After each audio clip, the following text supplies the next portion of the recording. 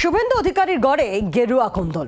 বিরোধী দলনেতার বিধানসভা কেন্দ্র নন্দীগ্রামে বিজেপির গাড়ি, সেই গাড়িতেই রীতিমতো ভাঙচুর চলে এবং যে পোস্টার লাগানো ছিল তা ছিঁড়ে ফেলা হয় এবং জানিয়ে পদ্মের আদি নব্য দ্বন্দ্ব উস্কে দিলেন তৃণমূলের কুণাল ঘোষ। নন্দীগ্রামের রাস্তায় ট্যাবলো নিয়ে বেরোন কয়েকজন ব্যক্তি। মাঝপথে এক দল তাদের ট্যাবলো আটকে দিলেন, পোস্টার হোর্ডিং খুলে দিলেন, বন্ধ করে দিলেন সাউন্ড বক্সও। ঘটনাচক্রে যারা ট্যাবলো নিয়ে বেরিয়েছিলেন তারা বিজেপির কর্মী সমর্থক, আর যারা এই ট্যাবলো আটকালেন তারাও বিজেপির সঙ্গেই যুক্ত। এই ঘটনাকে কেন্দ্র করে সোমবার শুভেন্দু অধিকারীর বিধানসভা কেন্দ্রে প্রকাশ্যে চলে এলো গেরুয়া শিবিরের কোন্দল।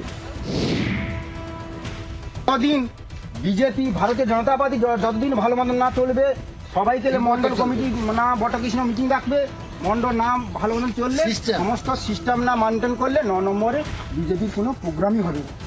উন্নয়নের পাঁচালির প্রচারে কয়েকদিন আগেই নন্দীগ্রাম জুড়ে ট্যাবলো বের করে তৃণমূল। এরই পাল্টা ট্যাবলো নিয়ে রাস্তায় বেরোয় বিজেপি, যার নাম দেওয়া হয় তৃণমূলের দুর্নীতির পাঁচালী। কিন্তু দলের কোন্দলে বেশি দূর গড়ালো না ট্যাবলোর চাকা। মোদিজি বাড়ির কাছে এলো, আমরা পার্টির সক্রিয় কর্মী থেকে আমরা জানতে পারবো না? সমস্ত 2 নম্বর যারা 2 নৌকায় পা দিয়ে আছে, এক পা বিজেপিতে এক পা টিএমসিতে, সেই সমস্ত মালেরা এখানে বিষয়টি নিয়ে সোশ্যাল মিডিয়ায় বিজেপিকে খোঁচা দিতে ছাড়েনি তৃণমূলের রাজ্য সাধারণ সম্পাদক কুণাল ঘোষ। এদিন এক্স হ্যান্ডেলে তিনি লেখেন, নন্দীগ্রাম কালীচরণপুর ও সোনাচূড়া আদি বিজেপিরা তৎকাল বিজেপির প্রচার আটকে চূড়ান্ত ক্ষোভ জানাচ্ছে। বিজেপির গোষ্ঠীদ্বন্দ্ব ওখানে তীব্র।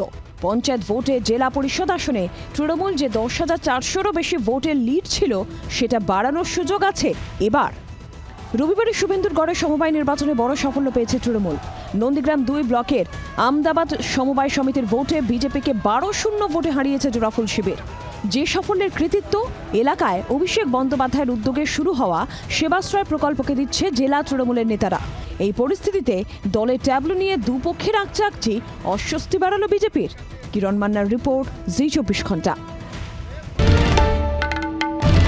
বাংলার আওয়াজ, বাঙালির আবেগ, জি 24 ঘন্টা।